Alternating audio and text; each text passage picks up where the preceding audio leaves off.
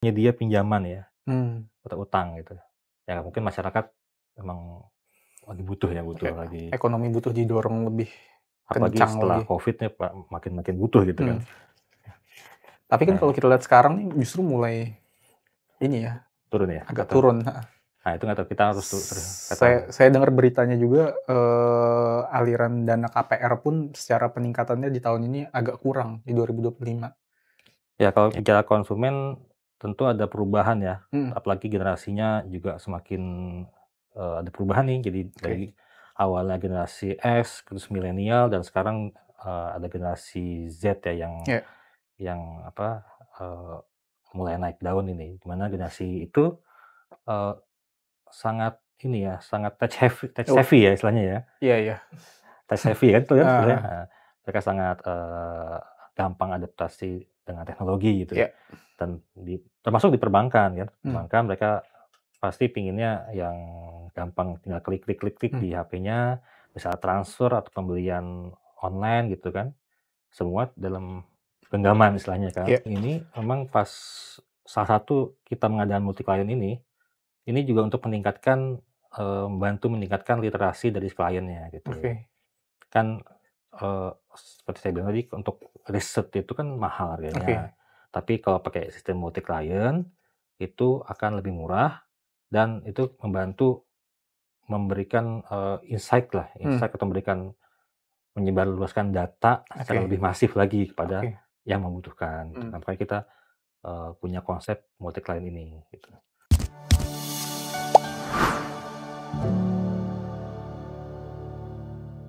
Halo kawan-kawan Komar, balik lagi bersama saya di podcast reguler Kode Marketing. Hari ini saya bersama bintang tamu yang udah sering banget sih ada di podcast ini ya. Jadi kita nggak usah perkenalin lagi, langsung saja Mas Ya, Aryo. hai, makasih. Ya Mas, jadi hari ini saya udah pegang salah satu hasil multi-client research yang mau kita bahas di podcast kali ini. Jadi kita bakalan ada upcoming project mengenai multi-client research, tapi kita mau bahas dulu dari multi-client research itu apa. Dan di sini juga kita bisa lihat ya, ada studi kredit kendaraan bermotor di Indonesia tahun 2022 yang dilakukan oleh Indonesia Data. Mas Aryo, boleh Ya, diceritain dulu Mas, kayak gimana sih multi-client research itu sendiri? ya oke, terima kasih kawan Komar.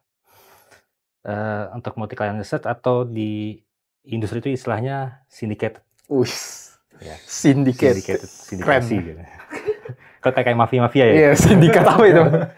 Enggak, jadi syndicated research itu riset, yang istilahnya kita barengan, mendanai atau, biasanya kan kalau riset itu kan satu klien, satu riset ya.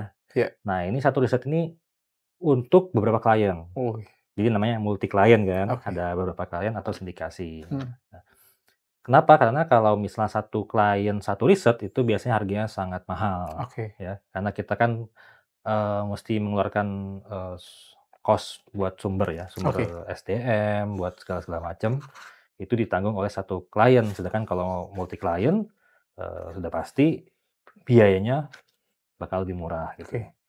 Nah, ini seperti yang ini ya, contohnya ini salah satu multi client riset yang paling apa ya, paling sukses gitu di zamannya. Kita waktu itu mengukur studi perilaku nasabah, fintech ya. Iya. Ini waktu itu lagi in-nya nih ya, fintech Tahun tahun 2019 ya, Mas, ya? 2019 betul. Jadi macam-macam fintech tuh lagi banyak berkembang ya? Nah, ini kita menangkap perilaku nasabahnya seperti apa, awareness-nya seperti Hmm, apa, terus tren ke depannya seperti apa. Ini yang kita tangkap ya. Dan ini oke. bukan kita kasih ya, tapi kita jual Hmm, untuk klien-klien yang membutuhkan dengan oke. harga yang, murah lah ya, dibandingkan Jadi dibandingkan satu satu satu riset. klien langsung ini ya? Ya, Jadi ini sindikatnya bukan sindikat dalam konotasi negatif ya, bukan berkolusi atau mungkin nah, bukan. bersindikasi dalam kejahatan ya, tapi ini adalah sindikasi dalam suatu project di mana kita mau coba mengemas project itu supaya secara biaya itu lebih affordable lah bagi para klien kita ya. Betul. Nah, kalau boleh tahu di 2019 sendiri untuk studi perilaku nasabah fintech ini seperti apa point of view-nya pada saat itu, Mas? Ya ini, apa, waktu itu kan lagi in ya, lagi in fintech ya. Peer-to-peer lending lah, payment gateway segala macem Ada tuh. juga kalau nggak salah crowdfunding lah istilahnya kan. Crowdfunding. Nah itu kita tangkap, kita Sekarang ada lihat ya. BNPL, Buy Now Pay Later. Nah itu juga di sini ada juga Oke. gitu. Meskipun waktu itu dulu kan belum in banget ya, tapi kita berhasil menangkap bagaimana sih perilaku nasabah, awareness-nya seperti apa, merek-merek yang mereka tahu apa saja gitu kan, citranya seperti apa, terus budget yang mereka keluarkan untuk misalnya crowdfunding seperti apa gitu. Ini berhasil kita tangkap. Mungkin kalau tahun ini kita harus survei lagi karena kan perilakunya mungkin agak berbeda setelah COVID ya. Pasca COVID ya. Karena ini kan pra-COVID ya. Nah kalau 2019 sendiri, apa Mas yang jadi awareness dari masyarakat sendiri yang paling topnya ya? Mungkin kalau boleh di-spill juga merek-merek brand-brand fintech yang dipakai masyarakat. Iya. Kalau perlu mungkin kawan-kawan komer juga mungkin penasaran sih sama bagaimana market share-nya Mas. Ya sebenarnya market share-nya bisa dilihat di ini ya, mungkin di Indonesia Data ya. Di Indonesia Data ada lengkap sih. Jadi tetap ke platform kita ya teman-teman. Platform kita itu ada lengkap sih untuk market share-nya siapa, terus karena dulu yang paling banyak diingin orang tuh fintech penyedia pinjaman ya, atau utang gitu. Ya mungkin masyarakat memang lagi butuh lagi. Ekonomi butuh didorong lebih apalagi kencang setelah lagi. COVID-nya makin butuh gitu kan. Tapi kan kalau kita lihat sekarang nih justru mulai ini ya, turun ya, agak turun. Nah itu nggak tahu, kita harus saya dengar beritanya juga aliran dana KPR pun secara peningkatannya di tahun ini agak kurang di 2025. Ya, Apa ya Mas? Apa bisa ada mungkin tergambar dari point of view di 2019 atau mungkin memang butuh riset lebih lanjut untuk itu? Kalau saya sih nangkapnya butuh riset lebih lanjut ya, karena kan ada perbedaan perilaku nih ya karena COVID itu kan suatu kejadian tidak terduga nih. Jadi 2019 kita ekspektasi sekian, ternyata ada suatu hal kejadian yang di luar kebiasaan gitu ya. Jadinya ada perubahan. Jadi kita mesti ada survei ulang nih mungkin ya untuk fintech-nya. Termasuk sekarang kan mungkin ada lagi ini tuh bank digital ya, nanti mungkin kita akan masukkan juga bank digital gitu. Karena di 2019 itu belum masuk ya, bank digital. Ya, belum ada. Nah itu 2019 orang mulai bukan beralih sih, maksudnya masuk ke fintech ya, yang sebelumnya mungkin orang masih pakai bank konvensional secara biasa ya. Dan juga mungkin belum semasif itu kali ya di sebelumnya. Jadi gimana nih secara kebiasaan dari customer-nya, secara perilakunya lah. Ya kalau bicara konsumen tentu ada perubahan ya, apalagi generasinya juga semakin ada perubahan nih. Jadi dari awalnya generasi X, terus milenial, dan sekarang ada generasi Z ya yang mulai naik daun ini. Dimana generasi itu sangat touch heavy ya istilahnya ya. Iya. Touch heavy kan itu kan istilahnya. Mereka sangat gampang adaptasi dengan teknologi gitu. Dan termasuk di perbankan kan. Perbankan mereka pasti pinginnya yang gampang, tinggal klik di HP-nya, misalnya transfer atau pembelian online gitu kan. Semua dalam genggaman istilahnya kan. Nah itu pergeserannya termasuk di perbankan juga saya melihatnya ada pergeseran seperti itu ya. Jadi istilahnya transformasi teknologi ya. Jadi perbankan yang bisa menghadirkan teknologi yang cukup ergonomis atau cukup diminati oleh si konsumen itu mungkin akan lebih bertahan. Apalagi sekarang ada QRIS Mas, yang ini sebenarnya memudahkan dari sisi merchant penjual tokonya maupun dari sisi si buyer-nya ya, atau customer-nya. Walaupun memang saya dengar cukup kontroversi juga karena Amerika sendiri nggak terlalu suka nih dengan adanya QRIS karena ini mengancam Visa, Master dan lain sebagainya. Iya, sekarang warung-warung kelontong juga sudah ini ya, pakai QRIS ya. Udah biasa gitu. Nah saya jangan-jangan khawatir juga nih kalau generasi sekarang atau nanti juga, kalau misalnya ada bank yang fitur-fiturnya masih belum digital gitu kan, Hmm. ya, itu dianggap warung yang tidak punya kiris gitu. Ya kan? Iya, iya, iya. Dan ini juga saya juga baru tahu ya. Jadi datanya ternyata selain ya mungkin kita tahu ada bank konvensional tuh ada 5 bank terbesar dan mungkin bank buku 2 dan di bawahnya ya. Ternyata bank perkreditan rakyat tuh ada ribuan. Itu yang saya juga ternyata baru tahu. Menurut datanya dari Otoritas Jasa Keuangan saat ini ada 1.300 bank perkreditan rakyat. Ya, lebih kayaknya tuh ya. Bahkan lebih ya. Lebih ya. Jadi apakah ini juga menandakan bahwa ya sebetulnya bank ini akan tetap apa ya istilahnya tidak tergerus zaman lah, terus akan berkembang secara industrinya. Ya, untuk bank itu kan sebenarnya ada 2 ya, ada bank umum, ada bank BPR ya, kalau dari OJK itu dibagi 2. Kalau Hmm. bank umum itu Bank nanti syariah? di bank umum itu ada beberapa Oh, tuh, di bawah bank umum ya. ada bank, swasta, ada bank nasional ya, bank nasional itu kayak Hmm. BNI, kayak BRI, lalu ada bank daerah itu masuk Hmm. bank umum, bank digital juga sebenarnya masuk ke bank umum Hmm. gitu. Sedangkan ada yang satu lagi adalah BPR gitu. Oke. Nah, untuk bank umum sendiri, itu memang mungkin fitur-fiturnya atau fasilitas memang sudah berkembang ya, Hmm. dibandingkan dengan, BPR sendiri. Terus, nah kita melihat padahal bank umum itu hanya jumlahnya nggak terlalu banyak ya, jadi ratusan Iya. gitu. Yang yang Setahu yang aware di masyarakat dan mungkin orang paling umum pun juga saya rasa nggak lebih dari 20 atau 30 mungkin iya, yang paling banyak digunakan mereknya oleh kalau masyarakat. kalau nggak salah di data itu ada ratusan Pak. Hmm. Sedangkan kalau BPR tadi kan ada seribuan ya, Iya, 1.000 lebih. eee, padahal mereka yang lebih dekat dengan Hmm. ekonomi rakyat ya, Iya. lebih dekat di daerah-daerah gitu kan. Hmm. Istilahnya aja bukan dulu kan kita kenalnya bank perkreditan rakyat ya, Hmm. Hmm. sekarang udah diubah jadi bank perekonomian rakyat gitu. Ah, oke, Jadi oke. emang untuk menggerakkan ekonomi rakyat, Ekonomi rakyat ya. terutama di daerah Hmm. di langsung pelosok-pelosok ya. Tapi saya penasaran juga apakah itu memang banknya cuman khusus kredit doang atau emang bisa nasabah nabung juga atau mungkin deposito dan ya maksudnya apakah ini sama dengan bank umum atau gimana? Ya pada dasarnya kalau bank BPR-nya itu tetap ada 2, jadi ada Hmm. pinjaman ya atau apa sih lending ya, pinjaman dan pokoknya Pinjaman, dia lending, funding. lending dan funding tetap ada, Tetap ada ya tetap sesuai ada. standarnya bank ya. Karena dia menghimpun dana dari masyarakat dan Hmm. menyalurkan dana itu buat kegiatan ekonomi masyarakat juga gitu. Hmm. Itu tetap ada. Tapi fasilitas-fasilitasnya mungkin beda. Kayak bank umum itu, setahu saya nih ya, Iya. saya kan bukan ahli ekonomi nih, tapi Oke, setahu oke. saya nih, bank umum itu ada kartu kredit ya, Ya, ya. sedangkan BPR tuh nggak ada gitu. Oke. Yang paling, kelihatan di situ. Terus kayak ATM-nya Hmm. juga jumlahnya bank umum kan banyak tuh di mana-mana. Sedangkan BPR kan kita, jarang kali lihat. Bahkan saya nggak pernah lihat Mas Saya juga ada belum bank lihat. BPR.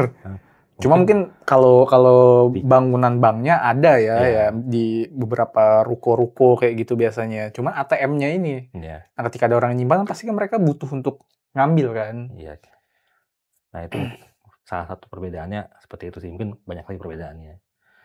Nah, cuma saya mau cerita dulu nih yang, saya lupa diceritain. Nah, untuk multi client ini memang pas salah satu kita mengadakan multi client ini juga untuk meningkatkan, membantu meningkatkan literasi dari kliennya gitu. Oke, Kan, seperti saya bilang tadi untuk riset itu kan mahal harganya. oke.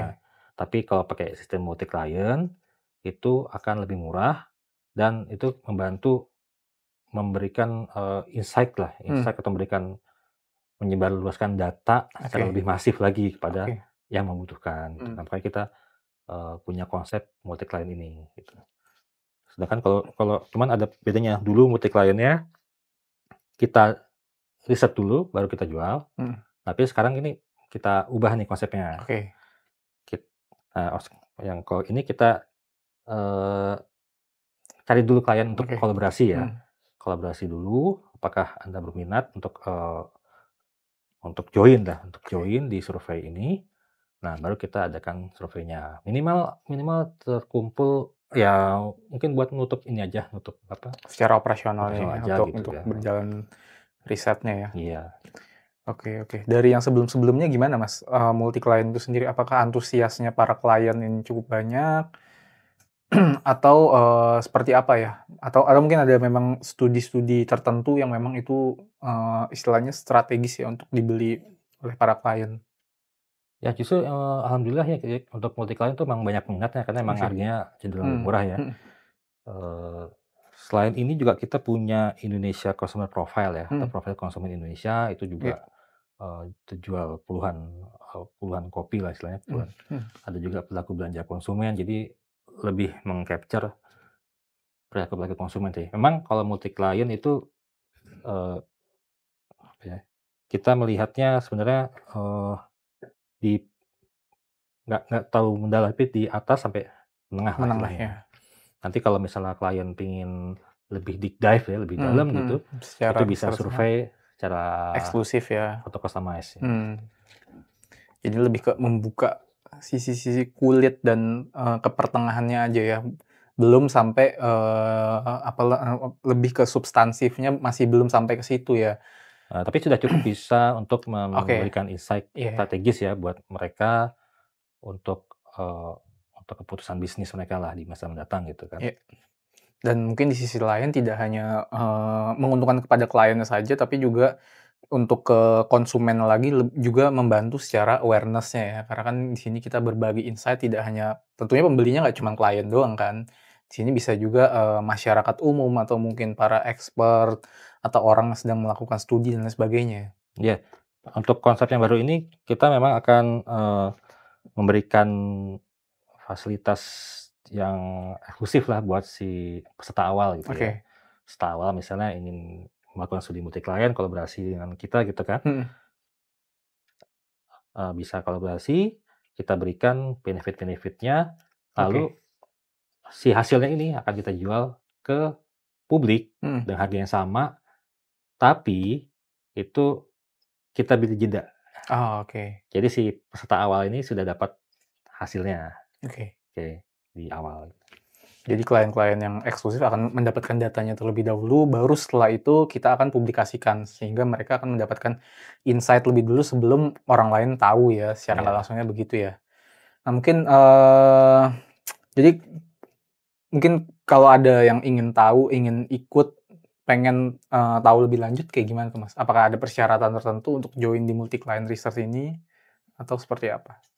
Eee, kita ada beberapa riset yang akan kita adakan gitu. Iya, Yang paling dekat adalah, untuk bank ya, untuk bank oke. BPD atau BPR kita lihat tadi ya, kita udah bahas ya Mhm, BPR itu, potensinya besar oke. sebenarnya, tapi orang-orang kenapa sih masih ingatnya malah bank swasta atau Tetap bank balik ke bank umum ya? umum gitu ya. Mhm, Termasuk BPD nih, iya, kan ya saya juga punya teman-teman di ASN gitu oke. kan, ya mereka mungkin payroll di Mhm, BPD gitu mhm kan, mhm. tapi, ya hanya sebatas payroll doang Payroll doang gitu, ya, masuk sehari-harinya gitu. tetap balik lagi ke bank, mhm. Iya, numpang masuk doang, terus, langsung lewat itu. Ini kan ibaratnya kayak misalnya saya ngasih duit ke pasangan resmi nih, Heeh, pasangan itu malah ngabisin duitnya ke orang lain. teman, gitu Secara kan. nggak langsungnya begitu ya? Iya, Iya iya. seperti gitu ya, analoginya seperti itu gitu. Oke oke oke. Nah, itu kita pengen tahu sih, Mmm, kenapa orang-orang, eee, kok nggak stay di BPD atau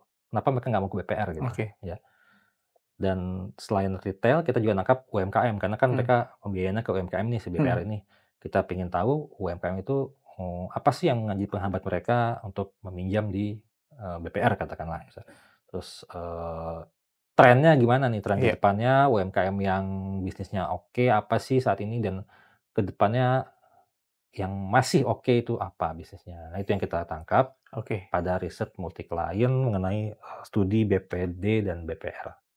Gitu. Tadi oh ya, kalau mau ikut Join, serta, mhm, sebenarnya nanti kita akan kirimkan juga surat apa, informasinya undangan ya, invitation-nya ya, invitation-nya atau kalau mau sekarang juga bisa di kolom di komen komentar atau langsung ya, ke, mhm, di WhatsApp ya, bisa iya, di Indonesia Data mungkin di situ oke. ada Bisa langsung ke WhatsApp-nya, platform Indonesia Data untuk yang, coba mau minat join, atau penasaran tadi nih ya, pengen tanya-tanya dulu mhm, ya bisa iya, di situ.